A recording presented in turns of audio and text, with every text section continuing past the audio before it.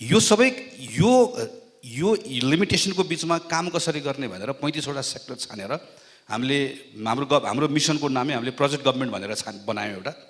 यो ठ्याक्कै हाम्रो सम्मेलन र अहिले हामीसँग अहिले करिब 60 जना साथीहरू काम गरिराख्नु भएको छ। 60 जना मध्ये केही यही कोठामा पनि हुनुहुन्छ, केही नेपाल सरकारमा बसेर काम गर्नुभएको हुनुहुन्छ, केही नयाँ युनिभर्सिटीबाट भर्खर पढ्दै गरेर आउनुभएको साथीहरू हुनुहुन्छ।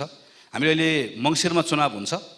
मङ्सिरमा चुनाव भइसके पछाडि चुनावबाट प्रधानमन्त्री निर्वाचित भएको व्यक्तिले प्रधानमन्त्री भएको दिन शपथ ग्रहण गरिसकेपछि उनले मन्त्रीलाई बोलाएर त्यो मन्त्रीलाई ल तिमी उद्योग मन्त्री बन्यौ भनेर भनिसकेको उद्योग मन्त्रीको हातमा 5 वर्ष त्यो उद्योग मन्त्रालयले कुन कुन कानुन बदलेर रिसोर्सको प्रयोग कसरी गरेर के गरेर कति कुन परिणाम प्राप्त गर्ने भन्ने कुरा उसले मन्त्रीलाई दिन सकोस्। र मन्त्रालय छिरेको दिन मैले पनि अनुभव गरेँ, छिरेको दिन चाहिँ सचिवजीहरूले खादा सादा लाएर आएर आज तपाईँको बाबुले दस्तखतबाट पहिलो निर्णय यो गर्नु पर्यो भनेर भोलिपल्ट ब्रिफिङ दिएर हाम्रो मन्त्रालयले यो काम गर्छ भनेर होइन कि मन्त्रीले सचिवलाई बोलाएर म यो मन्त्रालयबाट 5 वर्ष यो कुरा गर्न आएको, अहिले विद्यमान कानुन यो छ, म यो बदल्छु, यो नीति बदल्छु, मेरो यो सचिवलाई म नेपालको कर्मचारी तन्त्रलाई दोष दिने कुरा बेकार हो। रिस्क लिने काम कसको हो भन्दा पोलिटिसियनको हो, अगाडि लिएर जाने काम कसको भन्दा पोलिटिसियनको। कानुनले दिएन भन्छ बदल न कानुन। जस्तो अहिले शेरबहादुर प्रधानमन्त्री हुनुहुन्छ, उहाँलाई कुनै कामले जस्तो सार्वजनिक खरिद अहिले काम गर्न दिएन, त्यो सार्वजनिक खरिद ऐन त भोलिपल्ट बिहान बदल्न सकिन्छ नि कुनै कानुन बदल। त्यो कानुन पार्लियामेन्ट्री सिस्टममा त पार्लियामेन्टमा बहुमत प्राप्त गरेर आएको अवस्था हुन्छ। कानुन फेर्नु छ कानुन फेरिदियो, नीति बदल्नु छ नीति बदल, रिसोर्सलाई नयाँ ढङ्गले एलोकेट गर्नु छ नयाँ ढङ्गले एलोकेट गर। तर 5 वर्ष सरकार सहेको दिनमा सुरु भएकोदेखि 1825 दिन सरकारमा बस्दै गर्दा कम्फर्ट जोनबाट बाहिर निस्किएर डिटेलमा म जान्न, जस्तो अहिले हामीले बनाइरहेको जुन सेक्टरल कुरा छ, जस्तो एउटा मात्र उदाहरण दिन्छु। हामीले अहिले टार्गेट केलाई राख्ने कोसिस गरेका छौँ भने वर्षमा नेपालमा कतिवटा नयाँ उद्योग खुल्छ, वर्षमा नेपालले औद्योगिक रोजगार कति सृजना गर्छ, टार्गेटहरू त्यसलाई राखेर कसरी गर्न सकिन्छ भनेर के र हाम्रो तर संयोग कस्तो भयो हाम्रो लागि किताबसँग मिल्छ। जुन दिन हाम्रो प्रोजेक्ट गभर्नमेन्टको हामी पहिलो बैठक बस्यौँ, हाम्रो सर यहीँ हुनुहुन्छ जसको लिडरसिप हामीहरू बस्यौँ, मेरो नाम नलिदियो भन्नुभएकोले मैले भनिनँ। हामी बैठक बस्दा हामी बैठक किन बसेको भने अब 2 वर्षपछि चुनाव हुन्छ, चुनावमा नेपाली कङ्ग्रेसलाई जिताउने हो, जिताएपछि यो काम गरेर बैठक बसेको ठाउँमा बैठक बस्दा एकजनाको फोनमा सूचना आयो संसद विघटन भनेर। हाम्रो संयोग त्यस्तो परेको फेरि चाहिँ र हामी तर त्यो दिनदेखि हामी रोकिएनौँ, हामी अहिले काम गरिरहेका छौँ। खालि मैले तपाईँको प्रश्नको सन्दर्भमा चाहिँ यस्तो नगर्ने हो भने के हुन्छ, म मन्त्री भएको अनुभवको आधार एक लाइन सक्छु के हुन्छ भने सरकार बदलिन्छ, मान्छे बदलिन्छ होइन, अनि त्यो लिमिटेसनहरूको बिचमा काम गर्दै गर्दा हामी कोही पनि कम्फर्ट जोनबाट बाहिर निस्कन्नौँ। अहिले डाक्टर वाग्लेले भन्नुभएको जस्तो जुन हाम्रो संरचनागत समस्याहरू छ त्यो हामी हल गर्दैनौँ। अर्को वर्ष के हुन्छ, हाम्रो आयात बढ्दै जान्छ, हामी निर्यात बढाउन सक्दैनौँ, मान्छे बढी पठाउँदै जान्छौँ, हाम्रो बिओपीको समस्या योभन्दा बढ्दै जान्छ, किनकि यो 1 वर्षमा भएको होइन, यो गएको 10, 12, 15 वर्षदेखि लगातार समस्या भएको कारणले गर्दाखेरि यो गर्नको लागि नै हाम्रो तयारी हो। म तपाईँले अहिले भन्नुभएका धेरै कुराहरू गभर्नेन्सको कुरा होला होइन, सामाजिक क्षेत्रको, शिक्षाको, स्वास्थ्यको कुरा होला, हामी फेरि आउँछौँ। मैले अहिले तपाईँलाई सोध्न खोजेको मूल कुरा चाहिँ हाम्रो अर्थतन्त्रको जुन समस्या देखिएको छ, हामी आफूले खपत गर्ने सामान पनि उत्पादन गर्न नसक्ने, बाहिर निर्यात गर्ने सामान पनि उत्पादन गर्न नसक्ने, यो मूल समस्यामा केही पनि हामीले 1 स्टेप 2 स्टेप अगाडि लैजान सकेनौँ भने त अर्थतन्त्रको समस्या समाधान हुन्न नि। त्यही भएर तपाईँको सरकार नेतृत्वमा पुग्यो भने वा मङ्सिरमा चुनाव होला, फागुनमा चुनाव होला, त्यसपछि चाहिँ आन्तरिक उत्पादन र उत्पादकता बढाउन वा औद्योगिकरणलाई 1 स्टेप अगाडि लैजान तपाईँहरू के गर्नुहुन्छ, कुन सेक्टरमा काम गरौँ छैन? यो त सरकारै कुर्नु परेन। हिजो मात्रै प्रधानमन्त्रीजीलाई भेटेर यो वर्षको नीति कार्यक्रममा यो 1 दशक 2079 देखि 2089 नेपाली उत्पादन तथा उपभोग प्रवर्धन दशक चाहिँ यो फेरि यो अलिकति फ्यान्सी जस्तो हुन्छ। यसको लागि चाहिँ प्रधानमन्त्री नेपाली उत्पादन प्रवर्धन कार्यक्रम भनेर एउटा छुट्टै परियोजना उद्योग मन्त्रालयले लिड गर्ने, यसमा एउटा सानो स्टडी गरेर नेपाली कङ्ग्रेसको तर्फबाट प्रधानमन्त्रीलाई गएर बुझाएर म उहाँलाई धन्यवाद पनि दिन्छु, उहाँले हाम्रो कुरा सुनिदिनु भयो, राखिदिनु भएको छ। यसमा 6वटा सेक्टर छ अहिले, 6 7वटा, एउटा टेक्सटाइल, एउटा फुटवेयर, एउटा कृषि र खाद्यान्न, एउटा वन पैदावार जडीबुटी र औषधि, र त्यसपछि अर्को कन्स्ट्रक्सन अनि हस्तकला, र त्यसपछि लास्टमा चाहिँ एउटा त्यस्तो एरियाहरू जहाँ चाहिँ नेपाललाई के एडभान्टेज छ एज भएको। जस्तो फर इक्जाम्पल हामीले अहिले उदाहरण दिइरहेको भनेको डाक्टर सन्तोक रुइतको लेन्स जस्तो जसलाई हामीले बिर्सिरहेका हुन्छौँ त्यस्तो खालको सेक्टरहरू जहाँ चाहिँ हामीले थोरै मद्दत गर्दाखेरि हामीले निर्यात गर्न सक्छौँ यस्तो एरियाजहरू भनेर 7वटा एरिया आइडेन्टिफाई गरेर के को आधारमा आइडेन्टिफाई गर्यो यो 7वटा एरियामा हामीले के गर्नुपर्छ भनेर सबै डिटेलसहित बुझाएर यसपालिको नीति कार्यक्रमबाट र वार्षिक कार्यक्रममा सरकारले एउटा छुट्टै कार्यक्रम उद्योग मन्त्रालयले लिड गरेर लिएर आएको छ। हामीले भनेअनुसारले अहिले गर्ने हो भने करिब टेक्सटाइलमा, फुटवेयरमा, खाद्यान्नमा केही कुरा यही वर्ष, कन्स्ट्रक्सनमा यो 3-4वटा कुरामा त हामी 1 वर्षभित्रमै नेक्स्ट लेभलमा पुग्छौँ। किन पुग्छौँ भने जस्तो म फुटवेयरको मात्र इक्जाम्पल दिन्छु अथवा टेक्सटाइल कुनै पनि इक्जाम्पल दिएर हेऱ्यो हुन्छ गयो के पनि भएन भन्ने पनि भएन। जस्तो अहिले गएको 10, 12, 15, 20 वर्षमा प्राइभेट सेक्टर आफैले गरेर गभर्मेन्टको पोलिसिजहरूलाई यो सबै कुराले गर्दाखेरि चाहिँ सरकारले अलिकति मात्रै राइट पोलिसी लिदियो भने फेरि के पनि होइन है, फेरि यहाँ कतिजनालाई के नलागोस् भने फेरि हामी हाम्रै देशको जुत्ता लगाउँ, हाम्रै देशको लुगा लगाउँ, अरू देशको नलगाउँ भन्ने पनि होइन। हामीले अरू देशको लाउन सक्ने लगाए पनि हुन्छ, लाउन मन लगाए पनि हुन्छ, तर यो हाम्रो देश आत्मनिर्भर भन्ने एङ्गललाई पनि छोडेर पनि हामी नेपाली उत्पादनले नै यति काबिल नेपाली उत्पादन भइसक्यो, हाम्रो ब्रान्डको यति धेरै ठुलो भ्यालु भइसक्यो, नयाँ मानिसहरू आइसके, टेक्नोलोजी हामीले यति नयाँ कुरा ल्याइसक्यो, यति ठुलो इन्भेस्टमेन्ट भइसक्यो कि सर्टेन एरियाजहरूमा अलिकति राइट पोलिसी मात्र लिदियो है। खास गरिकन तपाईँको बाहिरबाट आउने जुन इम्पोर्टको अझ मैले इक्जाम्पल दिएर भन्छु ल, टेक्सटाइल हेरौँ ल। टेक्सटाइल नेपालमा वार्षिक कति उत्पादन हुन्छ त्यसको भ्यालु राखौँ, बाहिरबाट कति आएको छ अन रेकर्ड अहिले म भन्छु अर्थ मन्त्रालयको राखौँ, मैले राखेर हेरेको भएर भनेको, र नेपाली सरदर तपाईँ हामीलाई प्रति वर्ष कति चाहिन्छ भनेर हेऱ्यौँ भनेदेखि भने हामी कसैको पनि शरीरमा घरमा सानो एक टुक्रा लुगाभन्दा बाहेक के पनि देखिन्न अङ्कमा गरेर हेऱ्यो भने, किनभने बाहिरबाट आएको पनि छैन, उत्पादन पनि भएको छैन, तर हाम्रो प्रयोग भएको छ। त्यो कहाँबाट आएको छ? जुन इकोनोमीको कुरा गऱ्यौँ यत्रो हामी हुन्डीदेखि सबै कुरा सुरु कहाँबाट हुन्छ भनेदेखि भने हामीले जुन इम्पोर्टको जुन तथ्याङ्क राखेर कुराकानी गरिरहेका छौँ त्यो सब नक्कली छ। यो कुरा चाहिँ नेपाली उत्पादनले प्राप्त गर्ने बजारसँग, आन्तरिक र बाह्य बजारसँग जोडिन्छ। यो कुरालाई लिएर हामी गए यही खास गरी प्रोजेक्ट गभर्मेन्टको स्टडी गर्दा गर्दा हामीलाई यसो यो त गर्न सकिने रहेछ भन्ने कुरा भयो। यसको लागि किन 1 वर्ष कुर्ने, अहिले पनि त हाम्रो सरकार छ भनेर अहिले हामी सरकारलाई गएर भेटेर यो वर्षको नीति कार्यक्रम बजेटबाट के कुराहरू सम्बोधन गर्ने प्रयास छ। म लास्ट एउटा कुरा मात्रै हो, त्यसरी मैले अस्ति पार्लियामेन्टबाट पनि मैले मेरो अर्थमन्त्रीलाई भनेको हो, तपाईँ एकचोटि त्यो अर्थमन्त्रीको जुन एउटा त्यो कन्जर्भेटिभ एउटा रोल छ चाहिँ मैले राजस्व कति उठाएँ भन्ने कुराको आधारमा हेरिने कुराबाट कम्तीमा एक पटक त्यो जुत्ताबाट खुट्टा निकालेर उद्योग मन्त्री भएर सोचिदिनुहोस्। तपाईँले उद्योग मन्त्री भएर मात्रै बजेट बनाउने बेलामा पर्सि 15 गते ल्याउने बजेटमा उहाँले भन्सार दर राख्दै गर्दा, करको दर राख्दै गर्दा उद्योगहरूलाई यो कुरा गरे। यो फेरि दुईटै कुरा छ, यो फेरि मैले यो हार्ड पोलिसीको मात्र कुरा गरेँ होइन, खालि करको मात्र होइन, अरू पोलिसीको कुरा गर्दै गर्दा एकछिन मात्र उहाँले उद्योग मन्त्री भएर सोचिदिनु भयो भने यही वर्ष नै देखिने गरी धेरै कुराहरू फेल्न सकिन्छ, जसको निम्ति फेरि के गर्ने भन्ने कुराको पनि तयारीका साथ डकुमेन्टसहित उहाँलाई लगेर हामीले बुझाएका छौँ। एक लाइनमा तपाईँ अवसर आयो भने अर्थमन्त्री बन्ने कि उद्योग मन्त्री बन्ने? उद्योग मन्त्री बन्ने। Very good. किनभने हाम्रोमा चाहिँ उद्योग मन्त्री को बन्ने भन्ने कहिले पनि प्रायोरिटीमा पर्दैन, लास्ट छोडेको मान्छे उद्योग मन्त्री हुन्छ। हाम्रो उत्पादनको यो हालत छ, त्यही हुनाले मैले सोधेको गगनजीलाई। तपाईँलाई शुभकामना छ, अवसर आओस्, तपाईँ उद्योग मन्त्री बन्नुहोस्, केही गर्नुहोस्। उषाजी, हामीले दिगो आर्थिक विकासको कुरा गर्दाखेरि कहिलेकाहीँ इकोनोमिक लेन्सबाट मात्रै हेर्छौँ, त्यसलाई मात्रै धेरै जोड दिन्छौँ होइन। तर दिगो विकासका लागि, सामाजिक न्यायका लागि सामाजिक क्षेत्रको कत्रो ठुलो महत्त्व छ नि त होइन। सामाजिक क्षेत्रमा सुधारको, चाहे शिक्षा क्षेत्रको सुधार होस्, चाहे स्वास्थ्य क्षेत्रको सुधार होस्, हस्पिटलहरूको सुधार होस्, सोसियल प्रोटेक्सनको कुरा होस्, तपाईँले चाहिँ यो आर्थिक विकास, सामाजिक न्यायका लागि यी क्षेत्रहरूको सुधार कति जरुरी छ भन्ने ठान्नुहुन्छ र हामीलाई केले रोकिरहेछ यो क्षेत्रहरूको सुधार? धेरै धेरै धन्यवाद।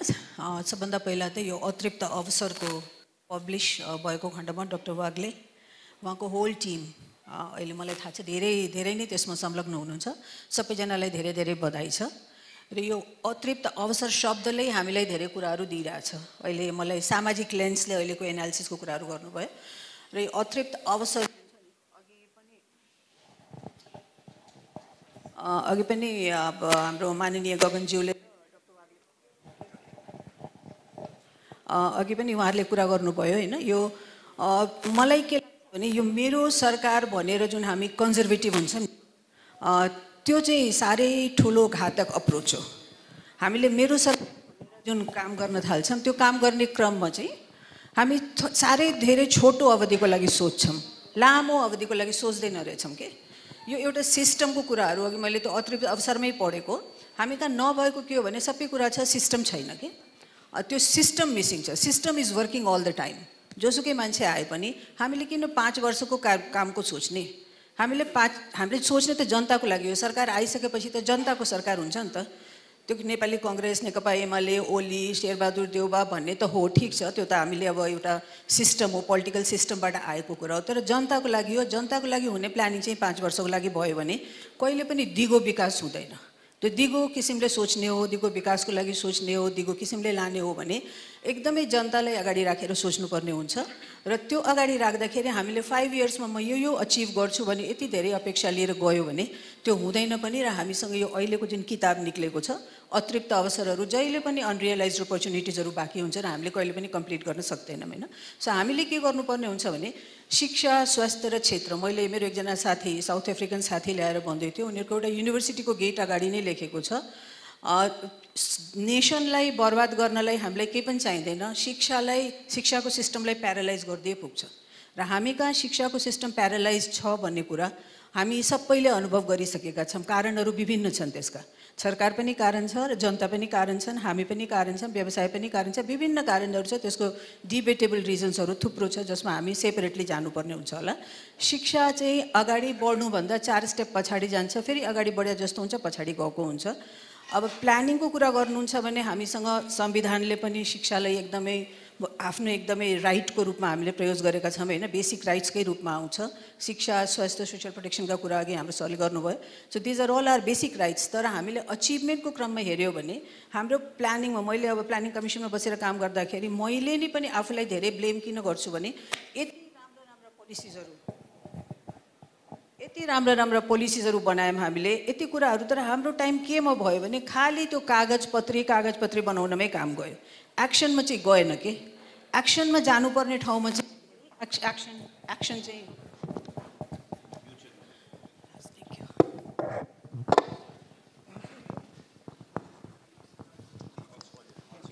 धेरै एक्सनमा चाहिँ खास अलिकता हामी जान सकेनौँ। हामीसँग नीतिका कमी छैन। हाम्रो संविधानले चाहिँ त्यस्तो रिच हामीलाई बनाइदिएको छ। 15th 5 इयर प्लानले रिच बनाइदिएको छ। त्यसमा हेर्नु न, शिक्षाका कुरा के मात्रै छैन, स्वास्थ्यका कुरा के मात्रै छैन, सोशल प्रोटेक्सनका कुरा के मात्रै छैन। तर पनि तपाईँ हामी सबैले गएर हेऱ्यौँ भने अहिले पनि हाम्रा यो कार्यविधि बनाउनु, ब्युरोक्रेटिक प्रोसेस, यो 30 दिन लामो, 60 दिन लामो प्रक्रियाहरूले गर्दा हाम्रा सबै कुराहरू रोकिने रहेछ। कोभिड-19 को पालोमा यो डिजिटल सिस्टम डेभलप गर्ने भनेर विश्वविद्यालय पछि चाहिँ डिजिटल सिस्टम डेभलप हुने एउटै हो नि डिजिटल सिस्टम त। तर त्यो अनावश्यक काममा हामी धेरै बिजी हुन्छौँ। आवश्यक काममा हामी यत्रो धेरै रिसोर्स जुन छ नि, हाम्रो ह्युमन रिसोर्स जुन छ नि, हामीले आफूलाई च्यानलाइज गर्न नसकेकै मलाई चाहिँ फिलिङ भएको छ हैन। तथा शिक्षा, स्वास्थ्य, सोशल प्रोटेक्सनले एकदम धेरै इकोनोमिक डेभलपमेन्टमा कन्ट्रिब्युट गर्छ, ह्युमन रिसोर्स डेभलपमेन्टमा कन्ट्रिब्युट गर्छ। ह्युमन रिसोर्स नै राम्रो भएन भने, हामीसँग ह्युमन रिसोर्स राम्रो नभएसम्म त्यो हुँदैन। अब अहिलेको शिक्षाको नीतिमा एउटा एकदमै ठुलो उद्देश्य राखिएको छ, तपाईँहरूले पनि हेर्नुभएको होला। त्यो उद्देश्य के हो भने लाइफ साइकल अप्रोचमा एभ्री सिंगल सिटिजनलाई हामीले एन्स्योर गर्नुपर्छ, सिक्योर गर्नुपर्छ। पुरा होल लाइफ साइकलमा जन्मिनुभन्दा पहिलादेखि लिएर जन्मिसकेपछि उसको हरेक स्टेजेस अफ लाइफमा, जहाँनिर हाम्रो स्वास्थ्यका कुरा पनि आउँछ, सोशल प्रोटेक्सनका कुराहरू पनि आउँछ, लाइफ साइकल अप्रोचमै whole, before she burns or he Burns, लास्टसम्म गएर अन्टिल शी डाइज और ही डाइज, होल लाइफलाई हामीले प्रोटेक्ट गर्ने गरी शिक्षा र स्वास्थ्यलाई एन्स्योर गर्छौँ भन्ने कुरा हामीले बोलेका पनि छौँ, लेखेका पनि छौँ, गरेका पनि छौँ। तर पनि we have so many things. र इम्प्लिमेन्टेसन, हाम्रा जुन एउटा तरिका छ इम्प्लिमेन्टेसन गर्ने तरिका, इम्प्लिमेन्टेसन च्यानल, त्यो चाहिँ ठुलो एउटा च्यालेन्जको रूपमा देखिया छ। मोनिटरिङ सिस्टम हाम्रो च्यालेन्जको रूपमा देखिएको छ। र मैले चाहिँ अहिले मेरो ठाउँबाट हेर्दाखेरि प्लानिङ कमिसनमा बसेर काम गर्दाखेरि हामीले 5 इयर्सको कुरा नगर्दा हुन्छ। 5 इयर्स कुरा गर्दाखेरि हामीले आफूलाई धेरै छोटो सोचमा उभ्याइराखेका हुन्छौँ। हामीले 25 इयर्सको कुरा गरौँ। 25 इयर्स पछि हामीले के अचिभ गर्ने हो त्यो कुरा सिस्टममा ढालौँ, एउटा मास्टर प्लानमा ढालौँ। सरकार जसको सुकै आओस्, उसले 5 इयर प्लान गर्नु पर्दैन। चलिराखेको कुरामा उसले कहाँनिर अतिरिक्त अवसरहरू छन् त, त्यसलाई रियलाइज गरेर त्यसलाई अगाडि बढाउने कामहरू गर्दै गयो भने पोसिबली चाहिँ यो एउटा सिस्टम चाहिँ डेभलप भएर आउँछ। सिस्टम डेभलप भयो भने त्यसको पहुँच जनतामा हुन्छ। नेताहरू फेसिलिटेटरका रूपमा मात्रै आउँछन् त्यस्तो लाग्छ मलाई। यति नै होला, धन्यवाद।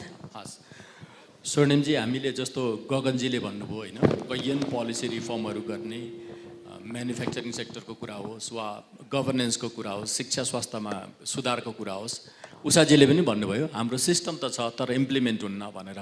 अनि हामीले पछिल्लो 30 वर्षमा भनिरहेको चाहिँ के हो भनेदेखि धेरै सुधारका कुराहरू, धेरै हामीले मुलुकलाई अगाडि लैजाने कुराहरू गर्न नसकेको चाहिँ राजनैतिक स्थिरता नभएर हो र राजनैतिक स्थिरता नै भएन। त्यसले गर्दाखेरि हामीले परिवर्तनको कुरा, दिगो विकासको कुरा अगाडि बढाउन सकेनौँ भनेर भन्दै आयौँ।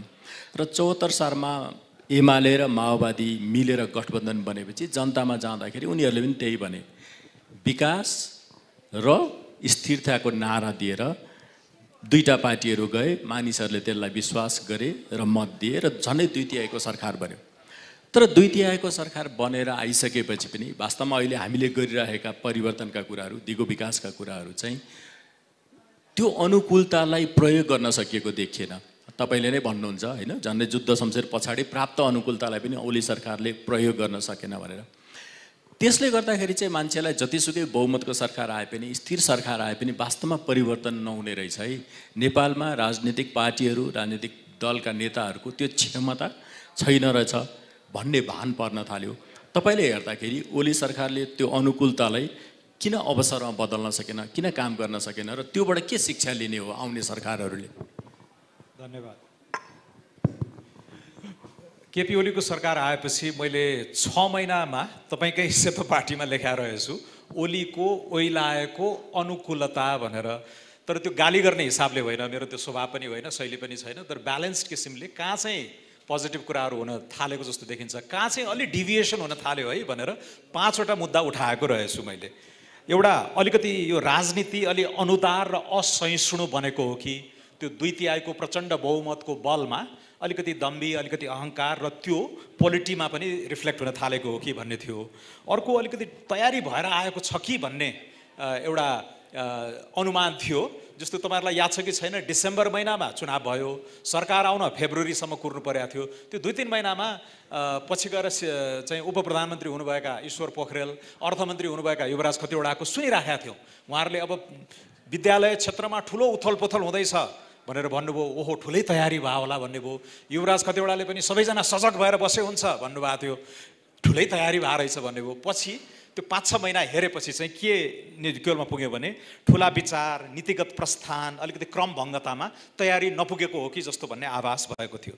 अर्को अब केपी ओलीको व्यक्तिगत क्यारिस्मा भन्नुहोस् अथवा कल्ट भन्नुहोस् होइन, त्यो एउटा चाहिँ व्यक्तित्वले अलिकति संस्थागत निर्णय भन्दा पनि अलि व्यक्तिवादी निर्देशन मा चाहिँ प्रशासन रुमलिएको जस्तो, एक किसिमको यो गभर्नेन्स एज ग्ल्यामर खालको, यसरी नै क्यामेराहरू बोलाएर 15 दिनमा खाल्टो पुर्नु, पुस 1 गते रेल चलाउनु, अब भोकमरी हुने छैन भनेर त्यो निर्देशन भयो।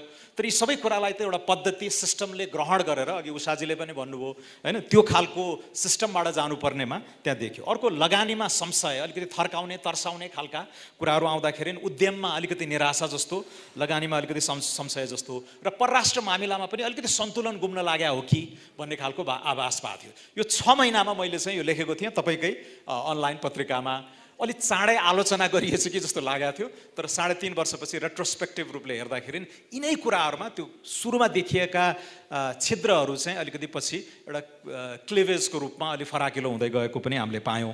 तर सकारात्मक कुराहरूलाई हामीले एप्रिसिएट पनि गरेका थियौँ। जस्तो युवराज खतिवडालाई आलोचना हुँदै गर्दाखेरि पहिलो बजेटमा होइन यो उहाँहरूको पञ्चवर्षीय रोडम्याप नै देखिन्छ र यो पहिलो बजेट चाहिँ त्यो पञ्चवर्षीय रोडम्यापको पहिलो किस्ता हो है यो भनेर हामीले नै अलिकति डिफेन्ड पनि गरिदिएका थियौँ कि एक किसिमको चाहिँ। अनि त्यो पहिलो वर्ष उहाँहरूले संविधान कार्यान्वयन गर्ने मौलिक हकका चाहिँ दर्जनौँ कानुनहरू बनाउने कामहरू भए, थिति बसाउने कुराहरूमा सङ्घीयताकै कार्यान्वयनमा पनि केही खासै ठुलो उल्लेख भएको थिएन। त्यस्तै विगतका राम्रा कामहरूको निरन्तरता गर्ने कुरा र most important as a country, government भन्दा पनि एज अ नेसन चाहिँ स्थिरता प्रोजेक्ट गर्ने काम सुरुमा भएका थिए। त्यो राम्रा कुरालाई हामीले राम्रै भन्यौँ, तर चुक्दै गएको कुरालाई पनि हामीले गऱ्यौँ। र यो जनअपेक्षाको सापेक्षतामा के कति डेलिभरी भयो होइन, गरिएको बाचाको तुलनामा के कति डेलिभरी भयो र अवसरकै अनुपातमा चाहिँ उपलब्धि के कति भयो भनेर हेर्दाखेरि अलिकति हामीले 1 वर्षमै अर्को निर्क्योल चाहिँ असाधारण अवसर तर उपलब्धि चाहिँ औसत भयो भनेर पनि त्यो यो किताबमै छन् धेरै कुराहरू। क्रम 6 महिनापछि गरिएको असेसमेन्ट, 1 वर्षपछि गरिएको असेसमेन्ट, 2 वर्षपछि गरिएको असेसमेन्टमा राम्रा कुराहरू पनि त्यहाँ उठाइएका छन्, तर कहाँनिर समस्या भयो भनेर गएका कुराहरू पनि छन्। मलाई लाग्छ शिक्षा चाहिँ 2 वर्ष, तेस्रो वर्षमा त फ्र्याङ्कली भन्नुपर्दा अल्छी नै लाग्यो, गरिएन। त्यो इन्टरनल प्रब्लमले गर्दाखेरि त्यो अलिकति अफ कोर्स नै भयो पोलिटिक्स। तर अघि यो चाहिँ गएर गगनजीले भन्नुभएको कुरासँग गएर जोडिन्छ। नम्बर 1, गहन र गम्भीर तयारी जुन हुनु पर्थ्यो र पर्याप्त समय प्राप्त भएको थियो।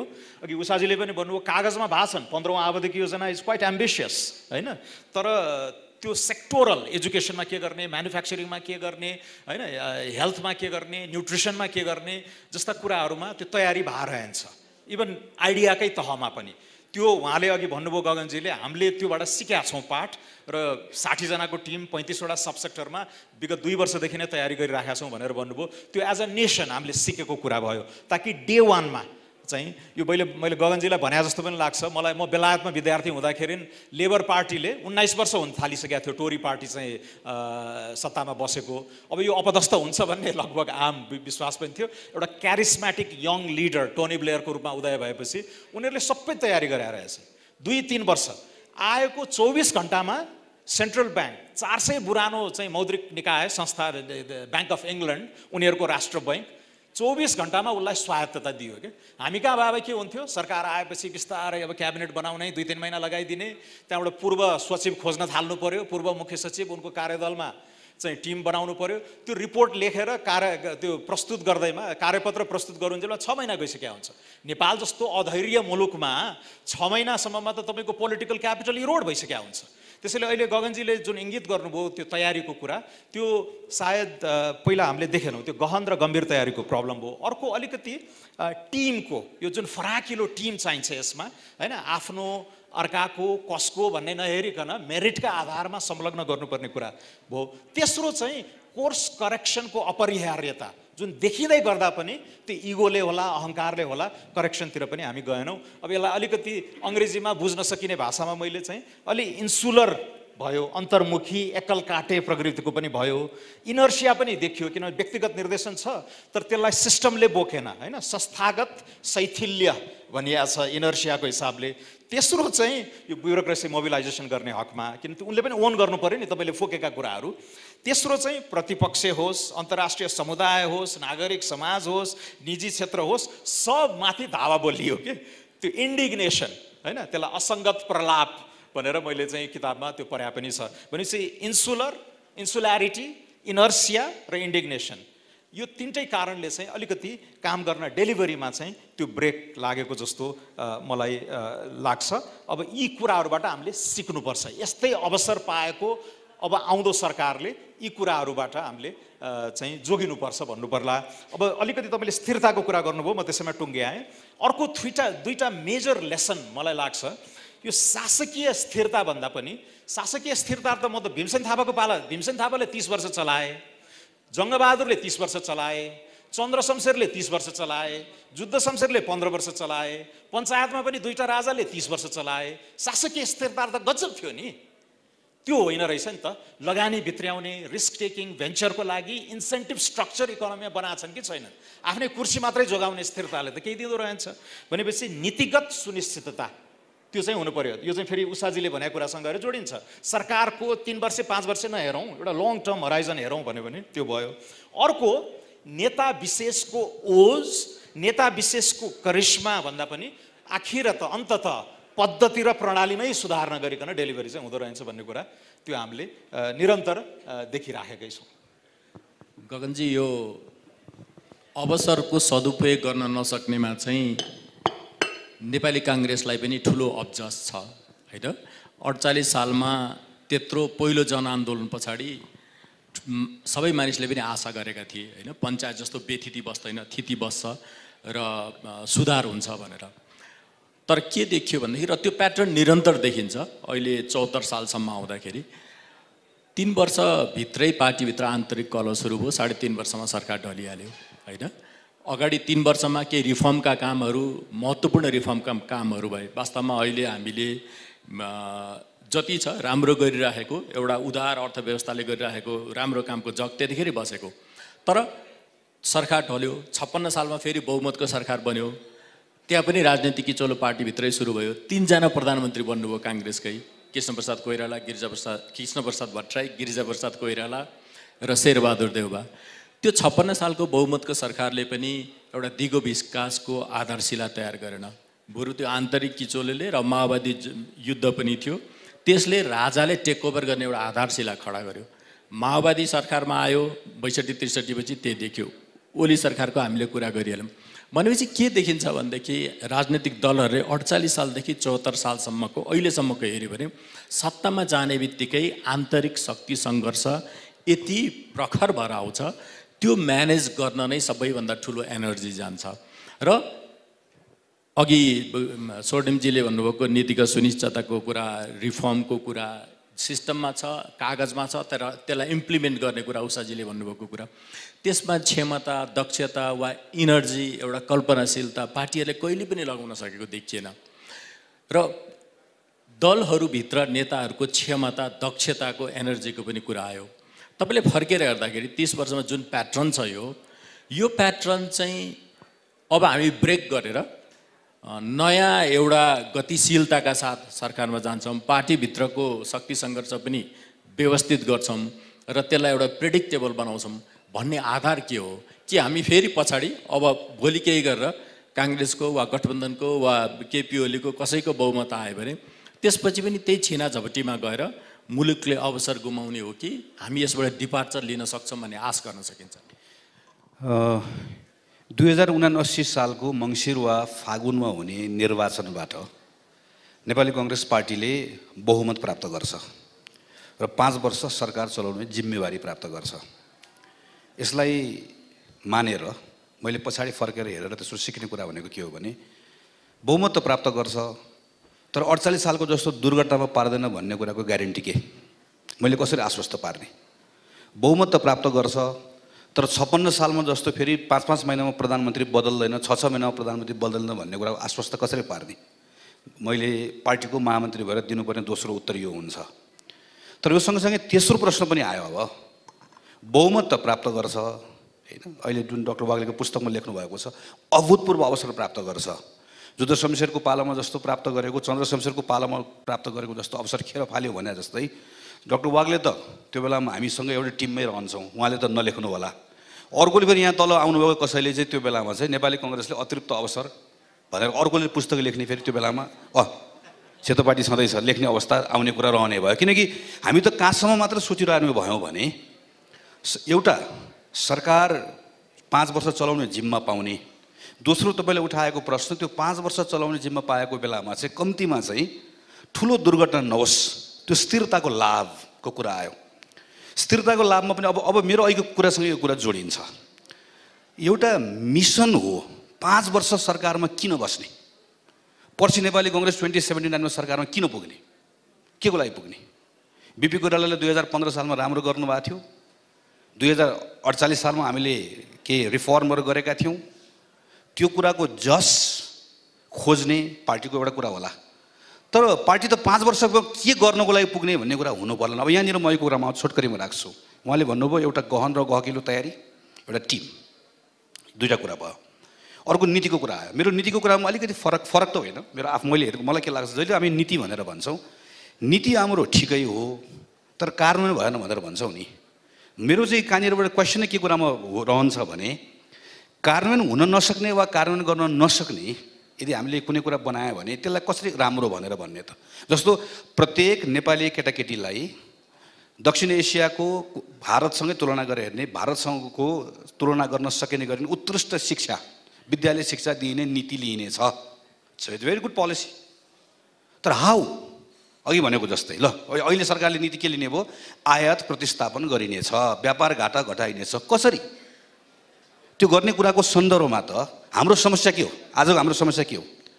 त्यो समस्या सँगसँगै अहिले मैले भने जस्तो हाम्रो सीमा के हो, हाम्रो सम्भावना के हो, फेरि एउटा इकोसिस्टममा हेर्नुपर्छ। कुनै एउटा मन्त्रालयको मात्र कुरा हेर्ने कुरा होइन। त्यसैले सरकार चलाउँछु भन्नेलाई, त्यो प्राइम मिनिस्टरलाई मैले खास यसरी भन्छु के हुनुपर्छ भने 5 वर्ष त्यो सिइओ जस्तो मेरो लिमिटेसन छ। संविधानले मलाई भने, उहाँले भने एकदम ठिक कुरा हो। जस्तो एकछिनलाई मानौँ हामी संविधान धेरै चलाउँदैनौँ, हिजोको जस्तो हामी त्यो शासकको अनुवाद हामी राख्दैनौँ, हामी हाम्रो आफ्नो पोलिटिकल राइट अरू कुराहरूमा कहीँ धेरै कुरा गर्दैनौँ। 5 वर्षलाई सरकार चलाउँछौँ, तर 5 वर्ष सरकार चलाउँदै गर्दा यो प्रत्येक विषयमा के गर्छौँ भन्ने कुराको तयारी कसरी गर्छौँ, कानुनमा के बदल्छौँ, स्रोतको कुरामा के बदल्छौँ, गर्ने तरिकामा के बदल्छौँ, कसरी गर्छौँ, लिमिटेसनको बिचमा कसरी गर्छौँ भन्ने कुराको तयारी हामीले गरेनौँ भने के हुन्छ, अघि हजुरले भन्नुभयो जस्तै भने अब मिसन हुँदैन।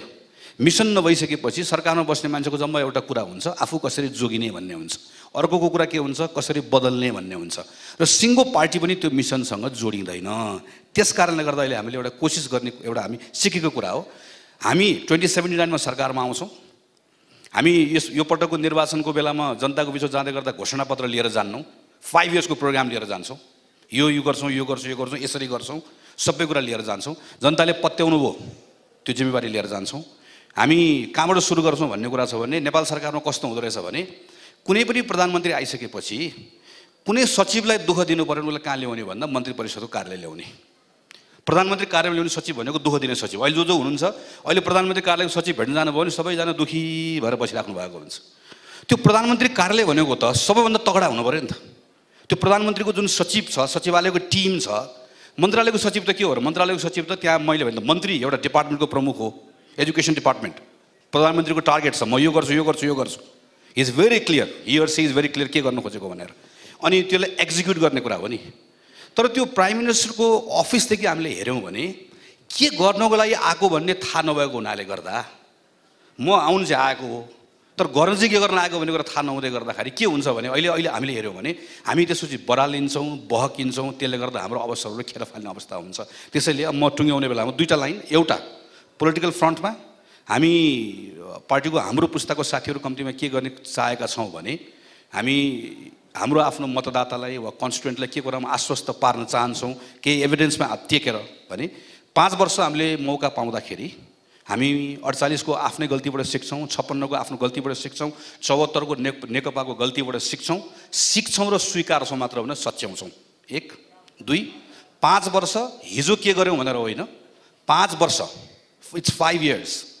यो 5 वर्षभित्र के गर्ने, कसरी गर्ने भन्ने कुराको गहन गम्भीर पूर्व तयारी हामीले सबै गरेका छौँ। We have a team. हामीसँग पार्टीभित्रको रेगुलर मान्छे मात्र होइन, हामी यसमा चाहिँ कम्तीमा म र मेरो पुस्ताको साथीहरू के कुरामा एकदम क्लियर छौँ भने हामीहरू जस्तो राजनीतिक दलको तल खुड्किलाबाट चढेर आएको मानिसहरूले मात्र सक्दैन यत्रो जिम्मेवारी पुरा गर्न। विभिन्न विधामा काम गरेर आउनुभएको मानिसहरू हुनुहुन्छ, उहाँहरूको ल्याटरल एन्ट्री खोल्नुपर्छ, अनि बल्ल हामीसँग एउटा दरो टिम हुन्छ जसले चाहिँ त्यसलाई डेलिभर गर्न सक्छ, एक्जिक्युट गर्न सक्छ। अहिलेको हामीले गरिरहेको तयारी वा सोचिरहेको कुरा चाहिँ भने हो। उषाजी, हामीले दिगो विकासको कुरा गर्दाखेरि फेरि पनि कसले गर्दाखेरि मुलुकमा विकास भएन, किन भएन भन्नेतिर मात्रै जान्छौँ होइन। विकासलाई हेर्ने एउटा तरिका चाहिँ किन दिगो भएन भन्दाखेरि को छुट्यो भन्ने पनि हो नि त होइन। पार्टिसिपेटरी भयो कि भएन, इन्क्लुसिभ भयो कि भएन भन्ने हो। त्यो राज्यको संरचना पनि हो, अवसरमा पनि हो, र आर्थिक गतिविधिमा संलग्नताको हिसाबले पनि हो। नेपालमा ठुलो सङ्ख्यामा महिला होइन, अल्पसङ्ख्यक, दलितहरू र कैयन अपर्च्युनिटी नपाएको ठुलो सङ्ख्या बाहिर छ, र त्यसका कारण पनि हाम्रो आर्थिक गतिविधि पनि बढ्न सकेका छैन, र यो दिगो पनि हुन सकेका छैन, यसले सामाजिक न्याय पनि दिन सकेका छैन भन्ने धारणा छ। तपाईँले हेर्नु हुँदाखेरि यो इन्क्लुजनको कुरा कति महत्त्वपूर्ण छ आर्थिक विकासका लागि, लोकतन्त्रलाई गहिरो बनाउनका लागि? Thank you. मलाई चाहिँ हाम्रो डाक्टर स्वर्णिमले यो अतिरिक्त अवसर 2 पनि लेख्नुपर्छ होला जस्तो लाग्यो, किनभने उहाँको बुकलाई मैले यो हजुरले भने जस्तै इन्क्लुजनको लेन्सले, जेन्डरको लेन्सले हेर्न पढेको थिएँ, खोजेको थिएँ कि त्यसमा केही रिफ्लेक्सन आउँछ कि भनेर। केही त छ, तर जस्टिसै चाहिँ भएको छैन, त्यो लेन्सबाट धेरै कुराहरू आएको छैन। इकोनोमिक एनालिसिस चाहिँ धेरै राम्रो गर्नुभएको छ, र मैले चाहिँ मेरो सिकाइ बढेको छ उहाँको किताबबाट। तर second book focused on inclusion and gender त हुनै पर्ने हुन्छ, किनभने अहिलेको कोर इस्यु, डेभलपमेन्टको कोर इस्यु भनेकै इन्क्लुजन र जेन्डर नै हो। यो भनेको मैले भन्नुभन्दा पनि यो ठुलो सत्य हो, सबैले आत्मामा रियलाइज गर्नुहुन्छ। यहाँको मासमा धेरै तपाईँहरू मेन हुनुहुन्छ, वुमेन धेरै हुनुहुन्न, धेरै मार्जिनलाइज्ड हुनुहुन्न, तर तपाईँको भित्री आत्माले यो भन्छ कि तिनीहरू पनि यो देशका पपुलेसन हो, तिनीहरू पनि हुनुपर्ने हुन्छ। किन आएन, त्यसको मिनिङफुल योजना के हुनसक्छ, त्यसलाई हामीले कसरी कार्यान्वयन गर्न सक्छौँ। मिनिङफुल योजना त हामीले बनाउला, किनभने संविधानले पनि दिएको छ, 15औं योजनाले पनि दिएको छ। थुप्रो समृद्ध नेपाल सुखी नेपालीमा हामीले धेरै एक्सर्साइज गरेर त्यसलाई डिफाइन पनि गरेका छौँ। सुखीका इन्डिकेटर यो, समृद्धका इन्डिकेटर यो, त्यो कुराहरूमा अब धेरै कुराहरू छ, त्यसमाथि बिल्ट इन गर्नुको कुराहरू पनि आफ्नो ठाउँमा छ। तर समावेशीकरणको नाममा हामीले फेरि पनि हामी सबैले बोल्छौँ, हामी जेन्डरको बारेमा सबैजनाले बोल्छौँ, तर पनि घटेको चाहिँ छैन। अहिले पनि मिनिङफुल पार्टिसिपेसन हुन चाहेको छैन। तर नहुनुको कारण के हो भने यो एउटा मैले आफ्नो स्टडिजहरूमा मैले के देखाएको छु भने जुन बेसिक राइट्सका कुरा हो नि, हरेक इन्डिभिजुअल हरेक नागरिकले यो देशमा खाना बस्न लाउन चाहिँ पाउनै पर्ने हुन्छ के। बेसिक राइट्स उसले कहीँ पनि पार्टिसिपेट गर्न जानु, म आज खाना खाएर आएको हो नि त, मसँग राम्रो कपडा छ भने कपडा ल्याएर आएको छु, एउटा घर छ घर बस्ने छ। तर हाम्रो देशमा 17.4% बाई तथ्याङ्क है, त्यो एमपिआईको तथ्याङ्क 2019 को 17.4% पपुलेसन अझ पनि हराइरहेछन्। कहाँ छन्? 2/3 मात्रै हामी यहाँनिर अलिकति देखा परेका छौँ। 1/3 पपुलेसन हाम्रो 1/4 पपुलेसन हाम्रो हराइरहेछन्। कहाँ छन् तिनीहरू होइन। 17% पपुलेसन जो पोभर्टी लाइनको बिलो छ, त्यो बिलो पपुलेसनलाई हामीले जहिले पनि प्लानिङमा राख्छौँ। तिनीहरूको नाममा हामीले अन्नदाताहरू पनि खोज्छौँ, तिनीहरूको नाममा हामी। तर हामीसँग पैसा भए पनि, पैसा नभएको होइन, मैले रिसोर्सको प्लानिङ कमिसनमा बसेर आएको मान्छे भएकोले मलाई रिसोर्सको कमी चाहिँ मैले देखाएको छैन। हाम्रो एक्सपेन्डिचर रेट साह्रै पुवर छ, हामीसँग रिसोर्स छ। तर हामीले त्यो 17.4 पपुलेसनमा बस्न लाउन खान सबभन्दा ठुलो प्रायोरिटी प्लानिङमा त्यो हुनुपर्ने थियो, इम्प्लिमेन्टेसनमा एक्सनमा त्यो हुनुपर्ने थियो। त्यो एक्सन चाहिँ गर्न सकेका छैनौँ, हामी त्यसमा पछाडि परेका छौँ। मेरो चिन्ताको विषय चाहिँ त्यो हो। अब भोलिका भविष्यका सरकार उहाँ हुनुहुन्छ, हिजोको सरकारको पार्ट चाहिँ म थिएँ, तर भोलिको सरकारबाट मलाई ठुलो आशा छ। अब सहयोग गर्ने ठाउँमा त हामी सबै जनता हो, जहाँ भए पनि हामी सहयोग गर्छौँ। तर यो 17.4 पपुलेसनलाई एक मान्छेलाई खोजेर हरेक मान्छेले बाँस गाछ र कपासको अधिकार चाहिँ पाउनुपर्छ। एउटा छाना चाहिन्छ तिनीहरूलाई, घर दुई टाइमको खाना। अब त्यहाँ स्थानीय निर्वाचन हुन्छ, स्थानीय निर्वाचनमा सबैजना आउनुपर्ने हुन्छ। उहाँलाई थाहा छैन मैले भोट किन दिने भने, कसरी दिने भने बुझाइदिन्छन् मान्छेहरूले, तिमी यसरी आउनु, यो गर्नु, त्यो दिन चाहिँ मासु चिउरा दिउँला, यति पैसा दिउँला, यो गर्नु। तर मैले भोट दिएर मलाई के हुन्छ, के मैले घाँस बाँस कपास पाउँछु त? छैन। त्यो त इन्क्लुजनका सबभन्दा ठुलो रुट कज भनेको हामीले उनीहरूलाई बुझाउनै सकेका छैनौँ। उनीहरू बिचारा त्यही एज अ ब्रेड विनर के पाउँछ, कहाँ पाउँछ, कसरी पाउँछ, खान्छन् ओर्छन्, बच्चालाई खुवाउँछ ओर्छ, आफ्नो दिन पास गरेको छ, जिन्दगी बिताइरहेछ। But they are not leading a good life, they are not leading a quality life होइन। हाम्रो प्रायोरिटीमा त्यो 17% पपुलेसन कहाँ छ, त्यसलाई खोजेर हामीले टपमा ल्याएर तिनीहरूलाई हामीले मेन स्ट्रिम गर्न सक्यो भने इन एक्सन हाम्रो अलिकता केही उपलब्धि हुन्छ। धेरै बोल्नुभन्दा धेरै एक्सनमा हामी अलिक बढी नै बोल्ने काम चाहिँ बढी गर्छौँ, एक्सन चाहिँ कम गर्छौँ। एक्सनमा चाहिँ बढी जानुपर्ने हुन्छ, त्यसको लागि क्रिटिकली एक्सनमा चाहिँ गएर हामीले काम गर्नुपर्ने हुन्छ। फेरि अब लिडर्सहरूले, अहिलेका लिडर्सहरूले मैले के पनि देख्छु भने लिडर्सहरूले नेक्स्ट लिडरसिप जेनेरेट गर्दैन कि। अब माननीय गगनजी हुनुहुन्छ यहाँ, मैले मेरो आफ्नो एक्सपिरियन्स हो, मैले के देख्छु भने अब उहाँले अहिले 5 इयर्सको देख्नु भएको छ, नेक्स्ट 5 इयर्स पनि कसरी आउने भन्ने पनि हेरौँ न, त्यसको नेक्स्ट 5 इयर्स पनि कसरी आउनुहुन्छ त्यो पनि हेरौँ के। Don't limit yourself to the 5 years के, लङ टर्म भिजन गरौँ न। किन यही नै हुनुपर्छ भन्ने छैन नि। केपी ओली मात्रै यो 2.5 वर्षको अवसरमा केपी ओलीले मात्रै गरेका कुरा होइन, त्यो पाइलअप भएका कुराहरू हो के। त्यो अतिरिक्त अवसर किन मैले देख्छु भने, किनभने हामीले 14th योजनाको समीक्षा गरेका थियौँ। 14th योजनाको समीक्षा गरेर त्यसमा अतिरिक्त अनरियलाइज भएका कुराहरू हामीले 15th मा राखेकै छ। त्यसमा कुनै पनि त्यो लुकाएको कुरा होइन, त्यो इभ्यालुएसनको आधारमै हामीले राखेको छ। त्यसले गर्दा मलाई के लाग्छ भने we need to build on, always build on होइन। के छ हामीसँग, के छ त्यो रिसोर्समाथि बिल्ड अन गर्दै जानुपर्ने हुन्छ। त्यसले लिडर्सहरूले नेक्स्ट लङ टर्म भिजन चाहिँ राख्नुपर्ने हुन्छ, सर्ट टर्म भिजन राख्नु हुँदैन। महिलाको पार्टिसिपेसनको नाममा चाहिँ एक्सप्लोइटेसन धेरै छैन, महिलाको पार्टिसिपेसन छैन। त्यसले गर्दा त्यसमा सतर्क नै हुनुपर्ने देख्छु मैले त। अब वुमेन एक्टिभिस्टहरू धेरै ठाउँमा आइरहेछन्। अब हामीले ड्रामेटिक वेमा गर्छौँ, 16 डेज अफ एक्टिभिजम गर्छौँ, यताउति गर्छौँ, 5 तारिक होटलमा कार्यक्रमहरू गर्छौँ, but that is not making a meaningful impact on the women who are really suffering होइन।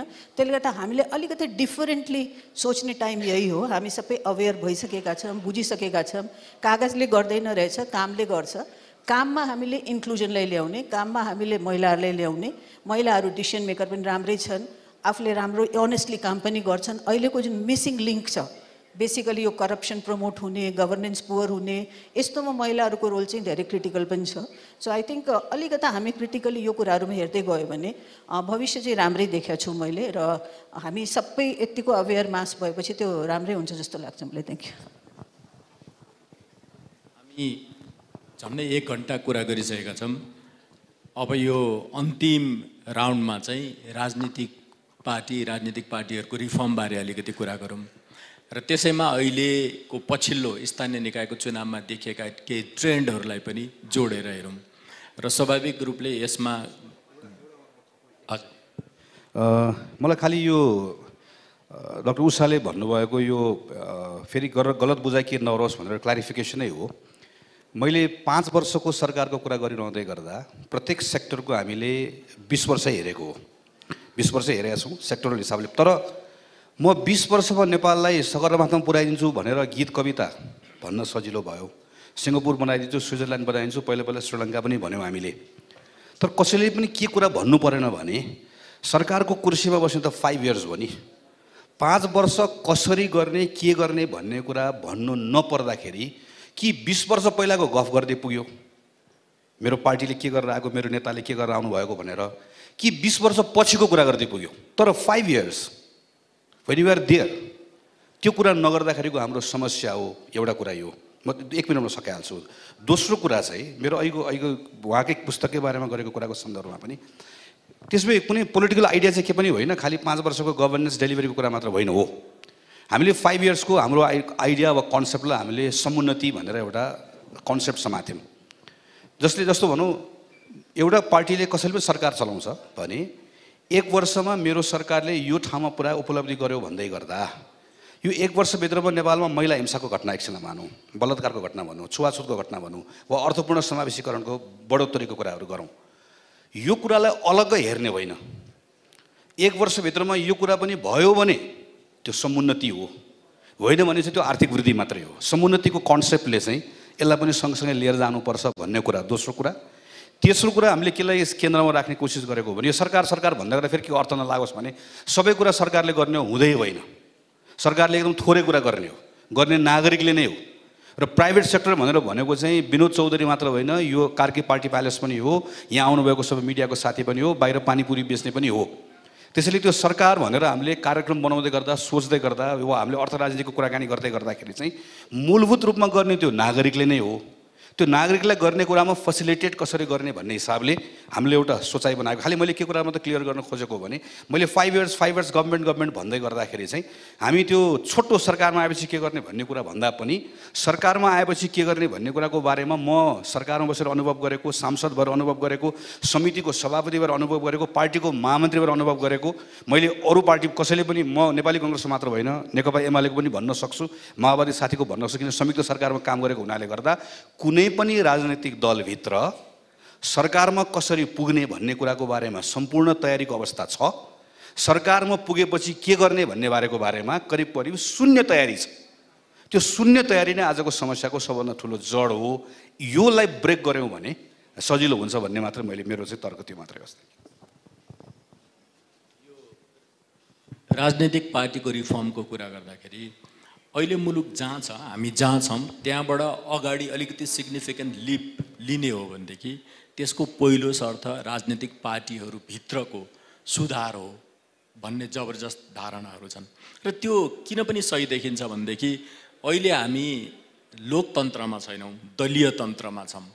लोकतन्त्र धेरै बृहत छ, तर दलको नियन्त्रण र जे पनि दलले, दलका कार्यकर्ताले, दलका आसेपासेहरूले जे पनि नियन्त्रण गर्ने र लाभ उठाउने एउटा परिस्थितिमा छौँ। दलतन्त्र मात्रै होइन, दलभित्र पनि गुटतन्त्रमा छौँ। जोसुकै पार्टी सत्तामा पुगोस्, चाहे एमाले पुगोस्, माओवादी पुगोस्, काङ्ग्रेस पुगोस्, के देखियो भने केही सीमित मान्छेहरू, माथि भएका मान्छेहरूले सबै कुरा नियन्त्रण गर्ने र उसको वरिपरिको घेरामा भएका मान्छेहरूको लाभका लागि प्रयोग गर्ने र त्यहाँ बसिराख्ने, टिकिराख्ने एउटा यस्तो सिस्टम बनाउने त्यहाँबाट कसैले पनि हटाउन नसकोस्। अहिले कस्तो छ, काङ्ग्रेसकै उदाहरण लिउँ। काङ्ग्रेसले के गर्छ, महाधिवेशनमा क्रियाशील सदस्यता पहिले दिन्छ, त्यो भनेको मतदाता चुनेको। अनि त्यही आफूले दिएका क्रियाशील तिनै क्रियाशील सदस्यताबाट आफू चुनिन्छ भनेको पहिले मतदाता चुन्ने अनि आफू चुनिने। के गर्छ, मेयरलाई कसले टिकट दिने भन्ने पार्टी सभापतिले डिसाइड गर्छ, सांसद कसलाई टिकट दिने पार्टी सभापति, बोर्ड हुन्छ तर मूल त पार्टी सभापति र वरिपरिका मान्छेले डिसाइड गर्छन्। त्यो कुरा एमालेमा पनि सही हो। त्यति भएपछि सजिलो के भयो, संसदमा जितेर आएका सांसदहरूले कसलाई चुन्ने भए, आफैलाई चुन्ने भए। सो एउटा यो सबै नियन्त्रित यस्तो सिस्टम आलोचना होला, तर कतिले यसलाई एउटा ऱ्याकेट जस्तो छ भन्छन्।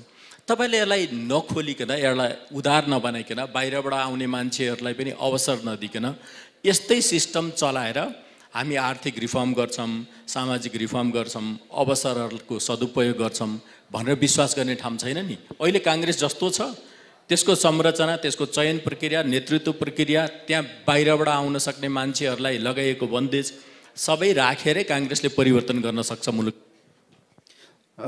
सक्दैन। You first select us then I elect you भनेर हामीहरूले चाहिँ थोरै मान्छेलाई पहिला सदस्यता दिने, तपाईँले भन्नुभएको जस्तै, अनि त्यो सदस्यहरूले छान्ने।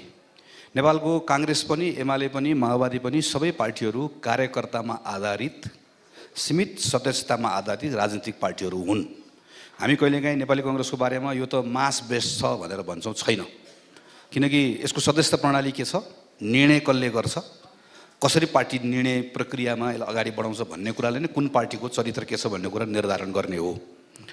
अब मैले पार्टीको महामन्त्रीको रूपमा आफ्नै साथीहरूसँग मत माग्दाखेरि नै पनि मेरो धेरै वर्षदेखिको भएकोले र यसपालि त झन् पार्टीको अफिस बियर भएर जाने भएकोले गर्दा यसलाई अझै लिखित रूपमै एउटा प्रस्ताव लिएर गएको कि मैले यो 5 वर्षभित्रमा नेपाली काङ्ग्रेस पार्टीको जुन सदस्यता प्रणाली छ, मेरो अर्को महामन्त्री पनि यो कुरामा हामी we are on same page. हामी दुईटैको प्रयास अरू साथीहरूसँग मिलेर, नेताहरूलाई पनि कन्भिन्स गरेर कि हाम्रो पार्टीको सदस्यता प्रणाली हामीले अब फेर्नुपर्छ। नेपाली काङ्ग्रेसमा यो क्रियाशील सदस्य भन्ने, नेपाली काङ्ग्रेसभित्र केही मान्छेलाई छानेर सदस्यता दिने, यसलाई फेर्नुपर्छ। यो फेर्ने कुराको प्रारम्भ कहाँबाट गर्ने भनेपछि हामीले 1 महिना अगाडि मात्र गरिसक्यौँ। हाम्रो ठ्याक्कै अधिवेशनभन्दा अगाडि 6 महिना मात्रै क्रियाशील सदस्यता दिने जुन प्रणाली थियो, हामीले यसपालि चाहिँ आएको 1 महिनाभित्रमा हामीले खोलिदियौँ। अहिले अब anyone can go to Nepali Congress office, कुनै पनि ठाउँमा गएर अनलाइन पनि भरेर मलाई काङ्ग्रेसको मेम्बर दियो भन्न पाउँछ। एउटा यहाँबाट सुरु गऱ्यौँ, तर यो सुरुवात मात्र यसलाई रिफर्म गरेर कहाँ पुर्याउन चाहन्छौँ भने तपाईँले कुरा गर्नुभयो नि जस्तो पार्टीको उम्मेदवारी दिने कुरा नै पनि कहाँ पुगोस् भने कुनै एउटा नयाँ मान्छे म केही गर्छु भनेर आयो, म नेपाली काङ्ग्रेसबाट उम्मेदवार हुन चाहन्छु भनेर आउँदै गर्दाखेरि पार्टीको नेतासँगको पहुँच वा सम्बन्धले होइन, उसँग एजेन्डा छ र पार्टीको कार्यकर्ताहरूको बिचमा प्राइमेरी जस्तो लिएर जान सक्छ। जस्तो भनौँ एकछिनलाई कुनै एउटा कन्स्टिट्युन्सीमा गयो, त्यहाँ चाहिँ 10,000 जना नेपाली काङ्ग्रेसको रजिस्टर्ड मेम्बर छ। त्यो रजिस्टर्ड मेम्बरको बिचमा कुनै एउटा नयाँ मान्छे आयो, मसँग एजेन्डा छ, मलाई काङ्ग्रेसको मान्छेहरूले मत देऊ भनेर भन्यो भने अहिलेको अवस्थामा के हुन्छ, ऊ उम्मेदवार बन्नको लागि योग्यतै प्राप्त गर्दैन। किनकि हामीले यति वर्ष हुनुपर्ने भने हुन्छ। 1 2 10,000 मानिसहरूको बिचमा होइन कि उसले 10 जना नेतासँगको सम्बन्धले निर्णय गर्छ। यो कुरा तोड्ने चाहिँ प्रारम्भ चाहिँ अहिले तपाईँले उठाउनु भएको सदस्यता प्रणालीबाटै हो। त्यो हामीले सुरु गरिसक्यौँ, गर्छौँ, टुङ्ग्याउँछौँ नै। दोस्रो चाहिँ अब यसपालिको निर्वाचनको अनुभव सबैलाई भएको छ, केही कुरा सिकेका पनि छौँ। हामीले सङ्केत गरेको कुरा कतिपय नेताहरूले पनि यसलाई अहिले गम्भीरतापूर्वक लिनुभएको छ वा बुझ्नुभएको छ भन्ने लाग्छ। यो सबै कुरालाई लिएर अब आउने निर्वाचनमै पनि नेपाली काङ्ग्रेस पार्टीले उम्मेदवारी चयन गर्ने प्रक्रियाभित्र एउटा, म त र्याडिकलै भन्छु, खास गरी नेपाली काङ्ग्रेसको माथि जसको बोर्डको सदस्य सचिव म हो, त्यो बोर्डले होइन, त्यहीँको पार्टीको लोकल मेम्बर्सहरूले इन्क्लुडिङ त्यहाँको लोकल कन्स्टिट्युएन्टहरू पनि, जसलाई पनि भन्न मन लागेको छ म नेपाली काङ्ग्रेस रजिस्टर्ड मेम्बर होइन, तर यो उम्मेदवार भयो भने काङ्ग्रेसलाई म एकपटक मत हाल्छु भन्ने ठाउँसम्म दिने गरिकन। किनकि अहिले त डिजिटल टेक्नोलोजी छ, धेरै कुरा प्रयोग गर्न सकिन्छ। प्रयोग गरेर यो पटक्कै निर्वाचनमा यसलाई परीक्षण गर्ने कोसिस गरौँ भन्ने हाम्रो प्रयत्न चाहिँ त्यो रहन्छ। त्यो हुन सकेन भने पनि केही न केही सुधार हुन्छ। तर सबैभन्दा सुरु कुरा भनेको सदस्यता प्रणाली भएको हुनाले गर्दा त्यसलाई सुधार गर्ने कुराको सुरुवात हामीले गरिसकेका छौँ। केही समय लाग्छ, तर बदलिन्छ यो। जस्तो इक्जाम्पल हेरौँ न, होइन, अमेरिकामा चाहिँ न्युयोर्कको मेयर को हुन्छु भन्यो भने उसले जो बाइडेनसँग टिकट माग्दैन नि त, जो बाइडेनले दिँदैनन् पनि, वा सिकागोको पनि दिन्नन्। बेलायतमा लन्डनको मेयर को हुन्छु भनेर बोरिस जोन्सनले टिकट दिने होइन नि त, ऊ त आम मतदातामा जान्छ, आफ्नो एजेन्डा लिएर जान्छ र मतदाताहरूले भोट हाल्छन्। अमेरिकामा त डेमोक्रेटिक पार्टीको सदस्यै हुनुपर्छ भन्ने छैन, इन्डिपेन्डेन्टले पनि हाल्छन्। अल्टिमेटली नेतृत्व छानिने मतदाताबाट भएपछि पार्टीका उम्मेदवारहरू पनि मतदातासँग गएर कुरा गर्ने एउटा परिस्थिति सिर्जना भयो भने त्यसले के चेन्ज ल्याउँछ भने अहिले तपाईँका कार्यकर्ताहरू सबै सूर्यमुखी फुल जस्तो नेतामाथि हेर्छन्। कन्स्टिट्युएन्सीसँग कुनै अर्ग्यानिक कनेक्सन छैन, किनभने उसलाई थाहा छ त्यसले मलाई टिकट दिने होइन होइन। तर नेपालमा त हामीले त्यो गरेनौँ र त्यसका सीमाहरू देखिन थाले भन्छु म। अहिलेको निर्वाचनमा जस्तै फर इक्जाम्पल अहिले धेरै ठाउँमा काङ्ग्रेसका बागीहरू पनि उम्मेदवारी दिएको नमिलेर जितेका छन्, तर त्यो बाहेक बाहिरबाट 3 जना प्रोमिनेन्ट स्वतन्त्र व्यक्तिहरूले चुनाव जिते। काठमाडौँमा बालेन्सा जित्ने प्रक्रियामा हुनुहुन्छ, सेतो पार्टीले त चुनाव भएकै दिन लेखेको चुनिनेछन् भनेर हामीलाई विश्वास छ उहाँ चुनिनुहुन्छ। धरानमा हर्क साम्पाङ त्यस्तै स्वतन्त्र कमन म्यान उहाँ जित्ने प्रक्रियामा हुनुहुन्छ। धनगढीमा गोपी हमालले जित्नुभयो। एकछिनका लागि मानिलिउँ राजनीतिक पार्टीहरूले एमाले काङ्ग्रेसले कोही पनि उम्मेदवार म मेयरमा उठ्छु, म सांसदमा उठ्छु, म राजनीतिमा आउँछु, म सक्षम छु भनेर जनतामा गएर जनताको मत पायो भने हामी टिकट दिन्छौँ भन्ने परिस्थिति निर्माण गरेको भए बालेन्सा काङ्ग्रेसमा आउँथ्यो होला, एमालेमा जान्थ्यो होला, हर्कबहादुर साम्पाङले त्यस्तै नै आफ्नो छनौटको पाछी छान्थ्यो होला, गोपी हमालले त्यस्तै नै छान्थ्यो होला। तर तपाईँले के गरिदिनु भयो भनेदेखि एउटा यस्तो सिस्टम बनाउनु भयो जहाँ इन्डिपेन्डेन्ट मान्छेहरू, स्वतन्त्र मान्छेहरू, आफ्नो क्षमता भएका मान्छेहरू अब म राजनीतिमा गएर कन्ट्रिब्युट गर्छु भन्ने ठाउँ नै राखिदिनु भएन। तपाईँले त ऊ आएको पहिले क्रियाशील सदस्यता 10 वर्ष 20 वर्षदेखिको लाइन त्यो पार गरेर जानुपर्ने स्थिति निर्माण गर्नुभयो। तर आम मतदाताले पनि यसपालि के भन्यो भनेदेखि अब यो 3टा नगरको निर्वाचनसँग जोडेर हेरौँ, आम मतदाताले पनि के भनेदेखि बालेन्साको आइडिया त फ्रेस छ, यसले त के गर्छु भनेर भनिरहेछ भनेर एकतिर भने हाम्रो सर्वेक्षणमा पनि त्यही भनेका छन्। बहुसङ्ख्यकले बालेन्साले गरेको आइडिया मन पर्यो। उसले फोहोर मैलाको बारे के गर्छु, ट्राफिक व्यवस्थापनको बारे के गर्छु, आम काठमाडौँका नागरिकहरूका सेवाहरू म घरमा कसरी पुर्याउँछु, ई डेलिभरी कसरी गर्छु भनेर भने जुन अरू पार्टीका नेताहरूले भनेका छैनन् भनेर भन्यो होइन। र अर्को मतदाताले के भन्यो भनेदेखि त्यो हामीलाई मन पर्यो भने अर्को के भन्यो भनेदेखि मतदाताले अब यो पार्टीका नेताहरूले केही गर्दैनन्, यी सबै उहिलेदेखिका कार्यकर्ताहरू छन्, यिनीहरूबाट केही आश छैन हामीलाई, त्यही हुनाले हामीले दिउँ भनेर भनेपछि आम मतदाताले पनि तपाईँहरूले जुन पद्धति राख्नुभएको छ त्योसँग अब दिक्क भएर अरू अप्सन अरू अल्टरनेटिभहरू हेर्न थाल्यो भने चाहिँ तपाईँहरू यसलाई कति छिटो चेन्ज गर्नुहुन्छ। र तपाईँहरूको स्वार्थको मात्रै कुरा होइन भनेको दलको स्वार्थको कुरा मात्रै होइन, लोकतन्त्रलाई साँच्चै नै गहिर्याउने र आम नागरिकसम्म पुर्याउने प्रक्रिया हो नि। मैले अघि भनेको लोकतन्त्र त मतदातासँगको कनेक्सनको कुरा हो नि, दलतन्त्र होइन नि। सो यो दलतन्त्रबाट लोकतन्त्रको ट्रान्जिसन चाहिँ कति चाँडो गर्नुहुन्छ तपाईँहरू, त्यसको दबाब कसरी फिल गर्नुभएको छ यो निर्वाचनको? जस्तो काठमाडौँ, धरान, धनगढी, त्यसपछि जनकपुर, बर्दिवास लगायतको केही ठाउँहरू जहाँ काहीँ स्वतन्त्र काहीँ नेपाली कङ्ग्रेसकै संरचनाबाट आएको बागी उम्मेदवार सङ्गठनकै संरचनामा रहेको यो 3-4 ठाउँ 5 ठाउँ हेरेर एकातिर राख्ने अनि अर्कोतिर नेपाली कङ्ग्रेसले गएको भन्दा 50औं ठाउँमा बढी विजय प्राप्त गरेको कुरा राख्ने। मलाई डर के कुरामा लागिरहेको छ भने यो 4-5 ठाउँ भनेको त यो त यसलाई यसरी चाहिँ ट्रेन्डको रूपमा हेर्नु हुँदैन भनेर नेतृत्वको एउटा पङ्क्ति जसलाई हामी केही समयदेखि मेरो त यहाँ दस्तावेजमै छ, हामीहरू किन ल्याटरल एन्ट्री खोल्नुपर्छ, पार्टीको सदस्यता प्रणाली किन फेर्नुपर्छ भनेर 10 वर्षदेखि 2टा अधिवेशनको त मेरो आफ्नो प्रस्तावै भइसक्यो। अहिले म केही काम गर्ने ठाउँमा पुगेको छु होइन। हामीले भनेको तर्फ यो सङ्केत हो है भनेर हामी यो परिणामहरू लिएर बुझाउने कोसिस गर्दैछौँ। त्यसको लागि मेरो अझ मलाई लागेको त के भने यतिलाई मात्र हेरेर पुग्दैन। यति मात्र हेऱ्यो भने नेतृत्व पङ्क्तिले के भन्ने अवस्था हुन्छ भने हाम्रो उम्मेदवार पो मन नपरेको हो कि 1 जना 2 जनाको व्यक्तिगत कुरामा आउँछ, विच इज नट ट्रु, अथवा कुनै व्यक्तिको बारेमा आउँछ।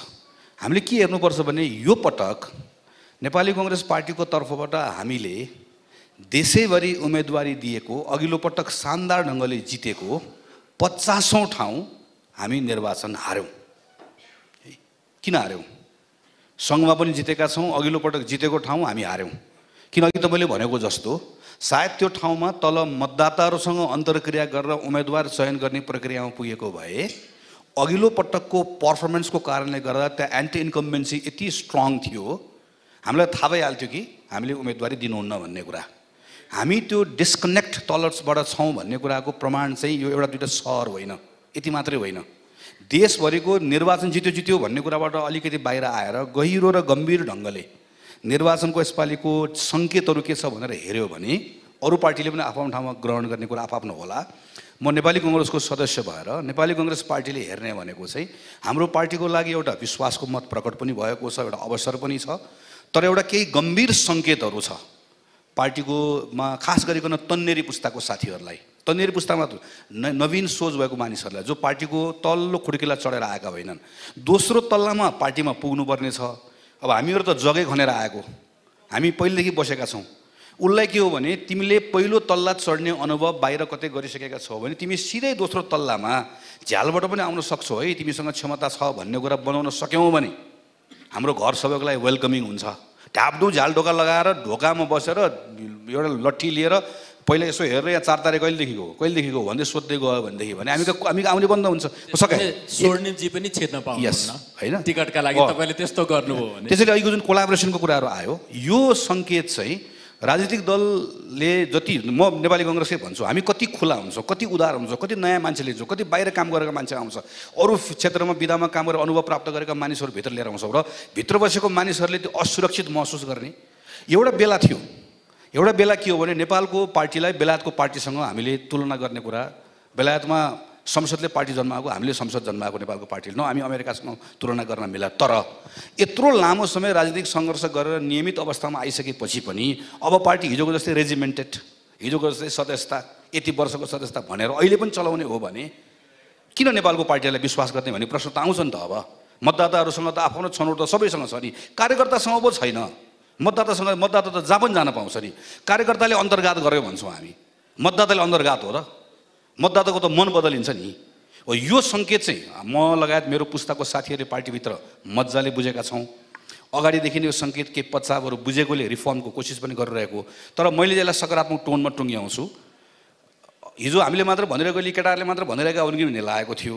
अहिले देशैभरि देखिएको हुनाले गर्दा पार्टी रिफर्मको हाम्रो एजेन्डामा काम गर्नको लागि एउटा आधार, एउटा बल हामीलाई प्राप्त भएको अवस्था छ। यसलाई हामी सङ्गठित गर्न चाहन्छौँ। तपाईँहरूको पार्टीभित्र यो पुस गर्नलाई, यो चेन्ज पुस गर्नलाई चाहिने क्रिटिकल मास छ कि छैन, सबभन्दा ठुलो कुरा हो नि त।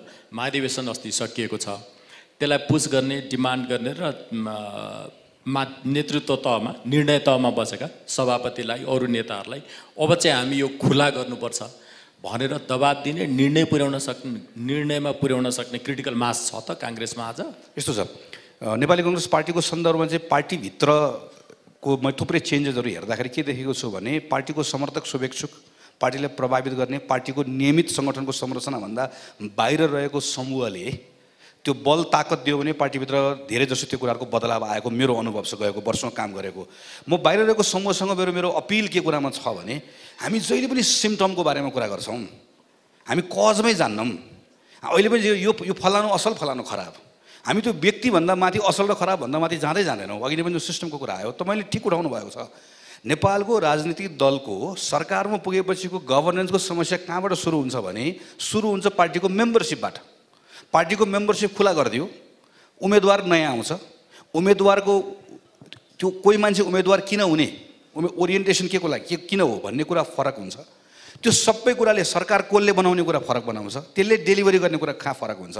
हामी सिधै कहाँ जान्छौँ भने तँ महामन्त्री भएर आइस्, तैँले जादु गर्नुपर्छ, तैँले जादु गर्छु भने थिस्, गर्न सकिनस्, हामी मान्छेमा गइहाल्छौँ। कि हामी एकैचोटि भगवान बनाइदिन्छौँ, कि राक्षस बनाइदिन्छौँ, कि दानवीकरण गर्ने, कि देवत्वकरण गर्ने जुन हाम्रो आम प्रवृत्ति भएको छ, यसबाट अलिकति फरक। पार्टीहरू भनेको पनि इन्स्टिट्युसन्सहरू हो, इन्स्टिट्युसन्स बन्ने कुरामा लिगेसीमा के कुरा आएको छ, रिफर्म कहाँ गर्न सकिन्छ, रिफर्म गर्ने ठाउँहरू के हो, ल केटा हो रिफर्म गर्नुपर्छ, तिमीहरूलाई हामी बाहिरबाट बल पुऱ्याउँछौँ भन्ने कुरा लेखिदिने, बोलिदिने, भनिदिने मान्छेले यो विषयहरूको बारेमा जनमत बनाइदिने, कुरा बुझाइदिने, यङ मान्छेहरूलाई पनि बुझाइदिने, यसरी गयो भने चाहिँ हामीलाई बल प्राप्त हुन्छ हेर्नुहोस्। अनि हामी त्यहाँ एउटा धक्का दिन सक्छौँ होइन, नभए चाहिँ त्यो क्रिटिकल मास त्यसपछि चाहिँ हामी बढाउन सक्छौँ जस्तो लाग्छ मलाई। हामी आयोजकहरूले आज फ्लोरबाट प्रश्न लिने, टिप्पणीहरू लिने व्यवस्था छैन भन्नुभएको छ मलाई, र हामी अब अन्तिम प्रश्न स्वर्णिमजीलाई सोध्छु, त्यसपछि हामी कार्यक्रम सक्छौँ। स्वर्णिमजी, जस्तो यो एउटा मात्रै दलको समस्या होइन नि त, होइन, सबै रेजिमेन्टेड छन् र सबै दलको माथि केही मान्छेले सबै कुरा नियन्त्रण गर्ने प्रणाली छ र यसलाई रिफर्म नगर्ने राजनीतिक दलहरू रिफर्म नगर्ने भनेको त अवसरहरूको पनि नफैलाउने हो नि त। यस्तो क्लोज्ड रेजिमेन्टेड पार्टीहरूले चलाएको शासन व्यवस्था चाहिँ चल्दैन, यो चाहिँ गतिशील पनि हुन्न र यसले इकोनोमिक रिटर्न पनि ल्याउन्न भन्ने इकोनोमिक लेन्स, इकोनोमिक थ्योरीहरूको पर्सपेक्टिभ होला नि त। कि हामी यस्तै दलतन्त्र चलाएरै समृद्धि समुन्नति गर्न सक्छौँ कि यसलाई रिफर्म गर्नुपर्ने इकोनोमिक इम्पेरेटिभ छ त्यहाँ? धन्यवाद अमितजी। अब यो अलिकति उषाजीले यो समावेशीकरण इन्क्लुजनकोमा चाहिँ अलिकति अर्थशास्त्रीहरूलाई आरोप लाग्छ, अलिअलि प्रयास त गरे हो, तर आफूले जाने ज्ञान र सोच मैले घोप्ट्याइदिएको चाहिँ एउटा इन्टरभ्यू छ यो नयाँ पत्रिकामा छापिएको। वादको उल्झनले समता र वृद्धिका नयाँ प्रस्तावनाप्रति न्याय गर्दैन। त्यहाँ चाहिँ मेरो अलिकति इन्क्लुजनको इस्युलाई पावरफुली राखिदिएको छु। अलिकति अन्तिमतिर पर्या भएर पढ्न भ्याउनु भएन होला है। अर्को पुस्तकै लेख्नुपर्छ भन्ने हो उहाँको। त्यो पनि आउला सायद अब अर्को कार्यकाल। अलिकति गगनजीले एकदम पर्सुएसिभली होइन इन्टर्नल पार्टी रिफर्मको कुरा गर्नुभयो। उहाँले अहिले मात्र होइन, नियमित रूपमा यो चाहिँ विगत 7-8 वर्षदेखि नै उठाइराख्नु भएको छ। ओपन प्राइमरिजमा जानु पर्यो, यो उदार लोकतन्त्रभित्र पनि दलतन्त्र, दलतन्त्रभित्र पनि गुटतन्त्र भनेर जसरी फर्मुलेट गर्नुभयो, त्यो एक किसिमको दलीय सिन्डिकेट त्यो तोड्नै पर्छ भन्ने हुन्छ। अब उहाँले भने जस्तै उहाँ केही गर्न सक्ने पोजिसनमा अहिले पुग्नु भएको छ र दुवैजना महामन्त्रीहरूले त्यसमा केही पहल सुरु गर्नुभएको छ। त्यसलाई बल दिने काम नागरिक समाज, हामी बाहिर बस्ने साथीहरूले पनि त्यो पुर्याउनुपर्छ जस्तो मलाई लाग्छ। यो किन इम्पोर्टेन्ट छ भने अब दलभन्दा म बाहिर आएँ, समष्टिगत एउटा उदार लोकतन्त्रकै कन्सेप्चुअलाइजेसनमा यो पनि हामीले भनिराखेकै कुरा हो, किताबमा पनि पढाएका छन्। उदार लोकतन्त्रलाई सामान्य रूपमा हामीले बुझ्ने दुईटा लेन्सबाट, एउटा आवधिक निर्वाचनहरू गराइराख्नु पर्यो होइन, त्यहाँ चाहिँ अविच्छिन्न रूपले डिक्टेटरसिप हुनु भएन। सो 5-5 वर्षमा अहिले जस्तै मन नपरेका क्यान्डिडेटलाई फाल्ने, मन परेका क्यान्डिडेटहरूलाई फेरि दोहोऱ्याउने वा नयाँलाई अवसर दिने, यो जुन एउटा चाहिँ डेमोक्रेसीको रिन्युअलको लागि इम्पोर्टेन्ट आवधिक निर्वाचन भयो। तर आवधिक निर्वाचन भन्दा पनि असाध्यै महत्त्वपूर्ण अर्को आयाम भनेको संवैधानिक उदारवाद होइन, कन्स्टिट्युसनल लिबरलिजम। त्यहाँ रुल अफ लको कुरा भयो, त्यहाँ सेपरेसन अफ पावर्सका कुराहरू भए, त्यहाँ फन्डामेन्टल फ्रिडम्सहरूलाई कतिको चाहिँ एड्रेस गरिएको छ भन्ने कुराहरू भए। हामी जहिले पनि आवधिक निर्वाचन गऱ्यौँ, यही हो नि लोकतन्त्र, त्यो कर्मकाण्डमा रमाइराखेका छौँ।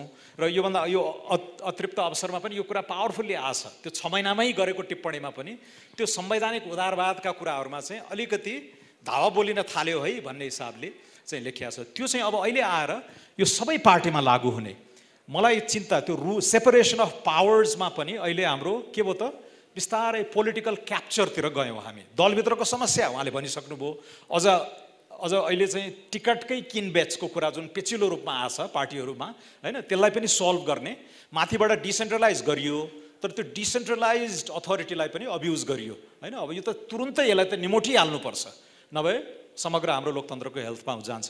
तर अघि योभन्दा अगाडि, यो सरकारभन्दा अगाडि, यो चुनावभन्दा अगाडि जुन सर्वोच्च अदालतसँगको सरकारको सेटिङ, अख्तियारमा आफ्ना मान्छे पुर्याउने, निर्वाचन आयोगमा आफ्ना मान्छे पुर्याउने भने त्यो रुल अफ ल र सेपरेसन अफ पावर्सको ब्रेकडाउन हो। त्यहाँ पनि हामीले अब प्रहार गर्नुपर्ने हुन्छ। सो अब नागरिक तहबाट हामीले ल्याउनु पर्ने नयाँ बहस के पनि हो भने कहाँ रिफर्म गर्ने, यो जुन इन्सेन्टिभ स्ट्रक्चर, बिग्रेको इन्सेन्टिभ स्ट्रक्चर छ नि, नेताले नै आयुक्तहरू छान्ने कुराहरूमा अब रिफर्म हुनु पर्यो। जस्तो 1-2 दिन अगाडि मैले चासो राखेर अख्तियारको मामलामा ठुला माछा कहिले पनि नपक्रने, खालि सान्तिना पिउनलाई मात्रै गर्ने भन्दाखेरि अब अख्तियारकै संरचनाबारे पनि होइन, त्यो एन्टाई करप्सन बडीमा अनि मैले सोधेँ, त्यहाँ काम गरेकै मान्छेलाई सोद्धाखेरि उनले मजाले भने त्यो कामै गर्दैन, त्यहाँको अख्तियारको आफ्नै क्याडर हुनु पर्यो। अब त्यहाँ त जोडजाड गरिएको छ, कर्मचारीहरू काजमा छन्, पुलिस काजमा जान्छ, आयुक्तहरू नेताले छानेका छन् ताकि उसको केस कहिले पनि नपल्टाइयोस्।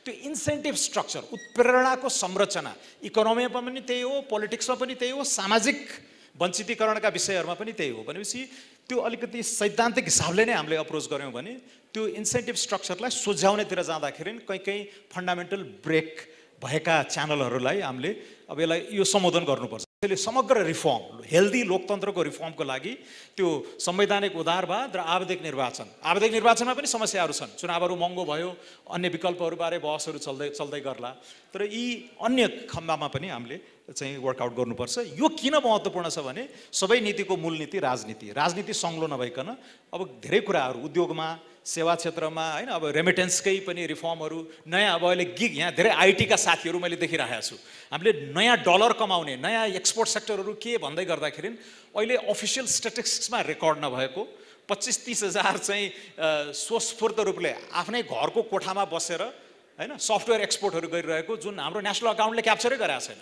मर्चेन्डाइज एक्सपोर्ट्स भन्दा बढी त्यसरी अलिखित किसिमले ट्रान्ज्याक्सनहरू भइरहेको, तर त्यो कमाएको पैसा पनि वैध रूपमा भित्राउन नसक्ने जुन गिग इकोनोमी भन्छौँ हामी।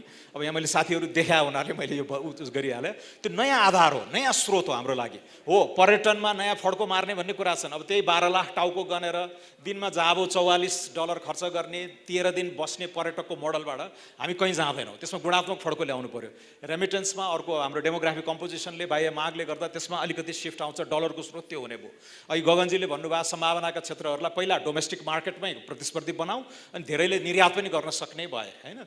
त्यो अनि गिग इकोनोमी अन्य सेक्टरहरूमा पनि त्यो डलर आउने सेक्टरहरूलाई फस्टाउनु। यो किन महत्त्वपूर्ण छ भन्दा हामी यति पछाडि छौँ। अब पूर्वाधारमा ठुलो लगानी गर्नुपर्ने हुन्छ। यो फेरि त्यो श्रीलङ्कासँग गएर जोडिन्छ। पूर्वाधारमा ऋण लिएर बनाउँ त भन्यौँ, तर त्यो ऋण सर्भिस गर्ने डलर इन्कम अर्को कम्प्लिमेन्ट्री सेक्टर्सहरू भएन भने हामी टाँट पल्टिन्छौँ कुनै सानो प्रतिकूलताले। त्यसैले यो वास्तवमा मैले नयाँ सिकेको कुरा पनि हो। पहिला चाहिँ पूर्वाधारमा खन्याउँ, क्यापिटल फर्मेसन भएपछि ग्रोथ हुन्छ, यो आफै आफसे आफ हुँदै जान्छ भन्ने थियो। तर त्यो ट्रेडेबल सरप्लस जेनेरेट गर्नु भएन भने पूर्वाधारमा खन्याएको रकमले मात्रै प्रतिफल दिँदो रहेनछ। भनेपछि मूल कुरो राजनीतिक इन्सेन्टिभहरूबाटै कोर्स करेक्ट गर्दै आउनु पर्यो, अनि त्यसले बिस्तारै इकोनोमिक दिशा पनि हामी जानुपर्ने डाइरेक्सनतिर जान्छ जस्तो मलाई लाग्छ। अब सोसल सेक्टरमा अलिकति फेडरलिजमको कुराहरू छन्, सामाजिक सुरक्षालाई पनि एकीकृत ढङ्गले अगाडि लाने, सामाजिक सुरक्षा सँगसँगै शिक्षा, स्वास्थ्य, पोषणका कुराहरू छन्। त्यसमा आज हामी उषाजीले केही राख्नुभयो, तर त्यहाँ पनि ठुलो रिफर्मका कुराहरू चाहिँ छन्। त्यसलाई अब सायद अर्को एपिसोडमा। हस्, हामी ठ्याक्कै 1.5 घन्टा कुरा गरेछौँ।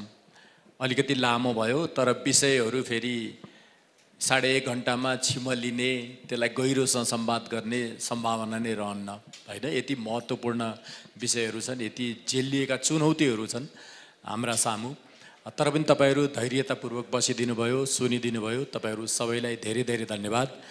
डाक्टर उषा झालाई, गगन थापालाई, स्वर्णिम वाग्लेलाई धेरै धेरै धन्यवाद र तपाईँहरू सबैलाई आभार।